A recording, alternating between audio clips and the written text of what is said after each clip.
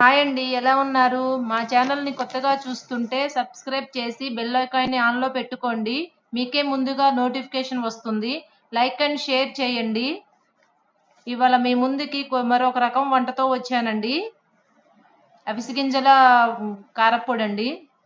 ఈ కారప్పొడికి కావాల్సినవి ఒక కప్పు అవిసె గింజలు, 2 స్పూన్లు ధనియాలు, 1 స్పూన్ జీలకర్ర, ఒక 10 మిరపకాయలు, ఎండుమిర్చి, కరివేపాకు కొంచెం, ఎల్లిపాయలు, సాల్ట్, పులుపు కోసం కొంచెం చింతపండు.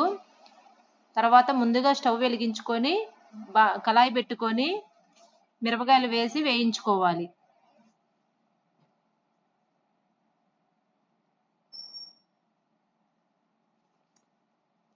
దోరగా అయిందాక వేయించుకోవాలి మిరపకాయలని.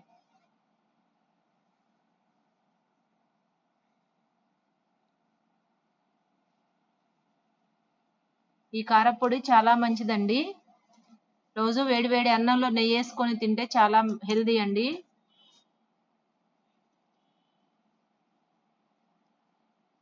ఇట్లా గోల్డెన్ కలర్ వచ్చిన దాకా వేయించుకోవాలి మిరపకాయలు.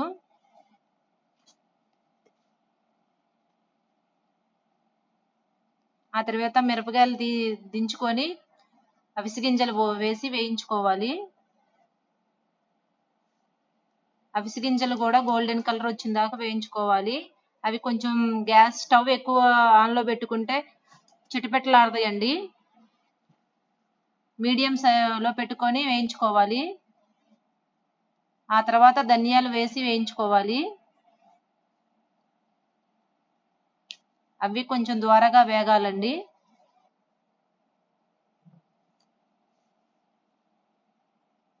అవి ద్వారగా వేగిన తర్వాత జీలకర్ర వేసి వేయించుకోవాలి. జీలకర్ర ఎక్కువసేపు వేయించకూడదండి.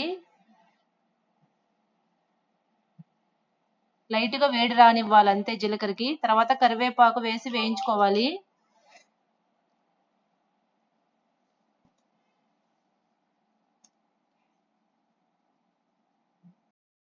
కరివేపాకు తడి లేకుండా వేయించుకోవాలండి. తడి ఉంటే కారప్పొడి నిల్వ ఉండదు.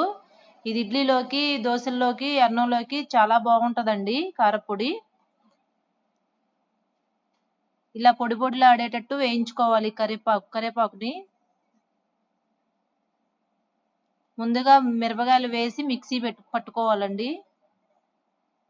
ఆ తర్వాత అవిసె గింజలు వేసి మిక్సీ పట్టుకోవాలి మెత్తగా.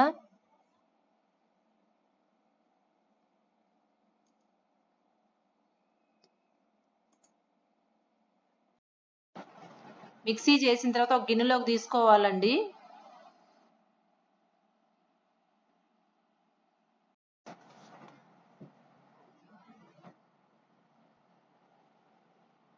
తర్వాత జీలకర్ర, ధనియాలు వేసి మిక్సీ పట్టుకోవాలండి.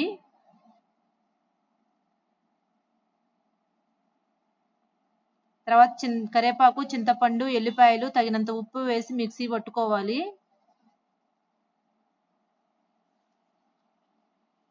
మా ఛానల్ని సబ్స్క్రైబ్ చేసుకోండి. బెల్ ఐకాన్ని ఆన్లో పెట్టుకోండి.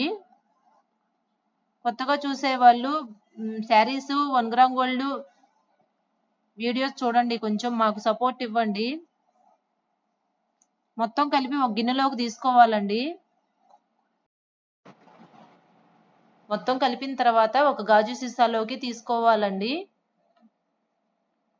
2 months నిల్వ ఉంటుంది. చాలా మంచిదండి కారప్పొడి. సబ్స్క్రైబ్ చేసుకోండి. Bye bye. మళ్ళీ కొత్త వీడియోతో కలుద్దామండి.